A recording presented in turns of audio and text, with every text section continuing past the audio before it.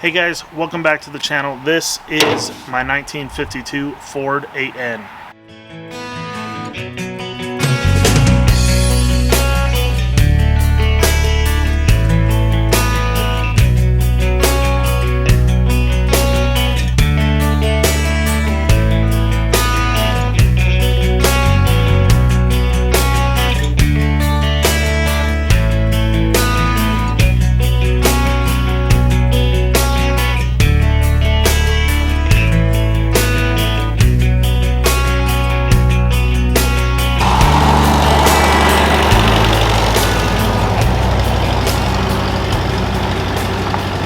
So I live in the northeastern part of Arizona, and last week I went to Belen, New Mexico, and picked up this new tractor, new to me tractor. Obviously, it's a 70-year-old tractor. And when I first brought it home and looked it over, I was really concerned that I made a horrible decision. After a little bit of work and looking around it, I'm slightly less concerned. I still think I overpaid, but I am a little bit more comfortable with my purchase. And I just want to kind of get into all the reasons why and just kind of show you the new tractor. So let's start here at the rear side of the tractor.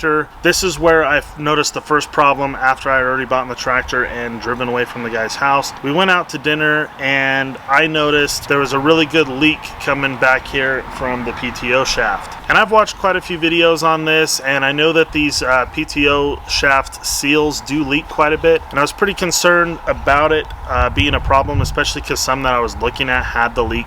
I knew they had the leak, and it was supposed to be a pretty easy fix, which it was. I've already fixed it, so this was like my main concern of like, what did I do? I'll tell you guys what, I paid $3,600 for this tractor. Now you guys in the Midwest are probably going, what? Or in the East, basically anything east of Kansas, or maybe even East Colorado. But here in my area, we're not just swamped with these old N-Series tractors.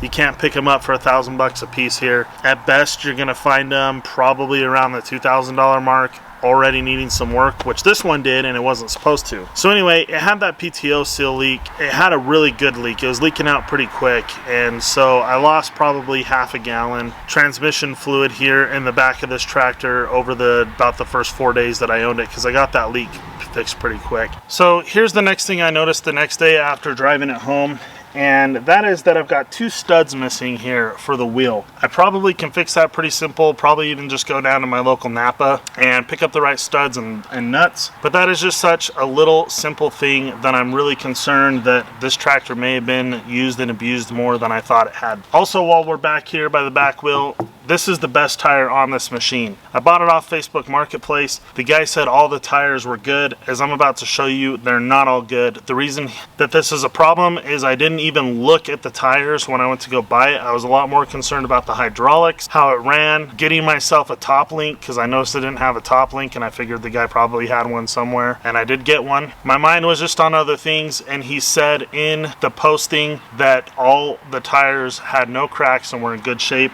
and that's not the case at all. Hopefully that's coming through on the camera, but here on the front right wheel, there's a really good dry rot here. This side's definitely dry rotted, not as bad, but it is. And this wheel is also dry rotted, not quite as bad either, but it is still dry rotted.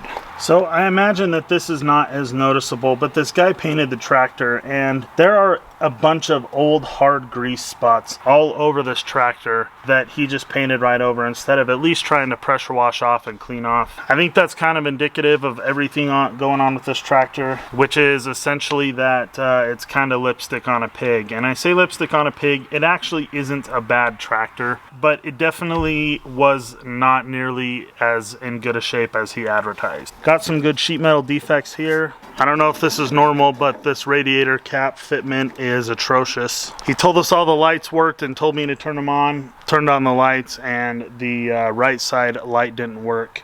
The left side light did, and the rear light did. We've got a slightly kinked copper fuel line here with a rubber line on it, back to a different kind of rubber line.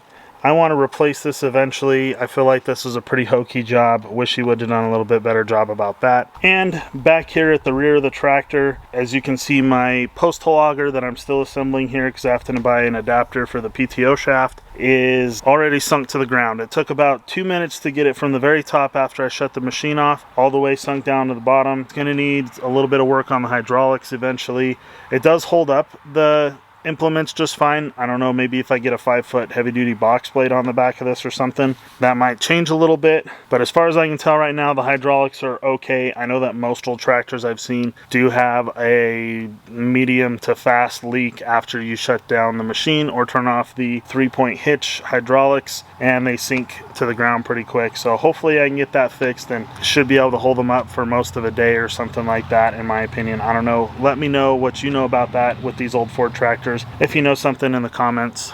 And here on the left side link, you can see that there's some threads here and some threads there. They used a nipple, probably a galvanized nipple, to either lengthen this side or repair it. I'm not sure exactly what they did, but it's very hokey, and I'd like to replace this with some good bar stock that I have sitting around here in my shop somewhere. I imagine that he didn't do this, that this was probably done, you know, however long ago by some farmer or whatever. But I don't love it. I want to get that fixed and repaired here pretty soon. So let's talk real quick about the good things about this tractor. There are a number of things that actually aren't that bad about it. Cosmetically, it is in decent condition. It does kind of have a socially distanced paint job, as Diesel Creek would put it. I like his term for that. From 6 feet away, it actually does look like a really nice, you know, maybe even restored tractor. It's definitely not restored, but when you get up close, you'll see a lot of defects and just kind of skipped over stuff. It's definitely far from a restoration. I guess one good thing is that it's got a brand new battery in it, so that's all right. But right behind me is the engine, and it's a 4-cylinder gas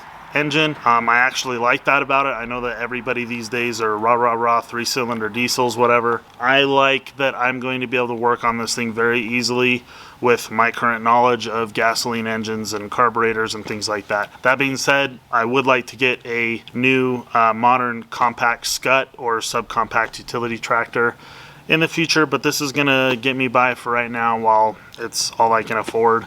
Even then, not sure I could afford it. Pay cash for it, but, you know, taking that away from other projects as well. Supposedly, the story on this thing is that the person that owned it before the guy that sold it to me rebuilt the engine, and because it wasn't working, and they put a new clutch in. So they supposedly redid the whole front end here, and when they went to go get it going again, it still didn't work.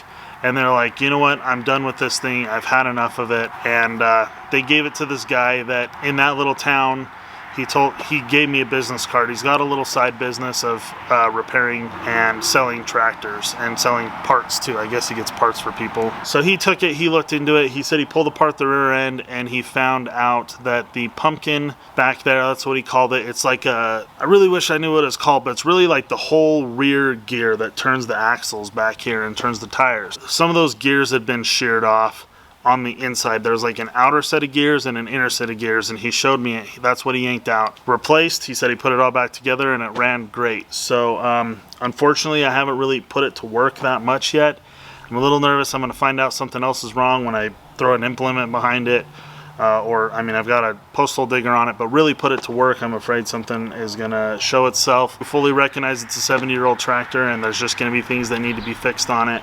But overall, I think I am pretty happy about buying this tractor. It is old, it's going to have its limitations and everything, but I think it's going to be a pretty decent tractor to start giving me the ability to work my land. The biggest thing right now is just getting a fence up around that place and getting these fence posts dug and put in place and getting a fence up. Anyway, guys, I am pretty happy with it. The biggest thing, really, the conclusion kind of is I overpaid for it. Even for our area, I think about $3,000 would have been more fair than the $3,600 I paid for it. And I wish I would have talked the guy down. I really hate haggling. Maybe even $2,800 would have been like maybe a little bit closer to giving me a bit of a deal. The guy definitely won here. I think he made everything he wanted and more. I guess I got a decent tractor out of it. At least that's the way it seems right now. So hopefully I can use this tractor for years and years to come. I did ask the guy, hey, is there any reason why you think that this tractor might not last the next 5 to 10 years in the condition it's in, you know, given general maintenance and little things, carburetors, points, condensers, just the simple things like that. Taking his word for it, he said, no, it's a good tractor. It should last you the next 5 to 10 years at the very least. It'll probably last you longer than that.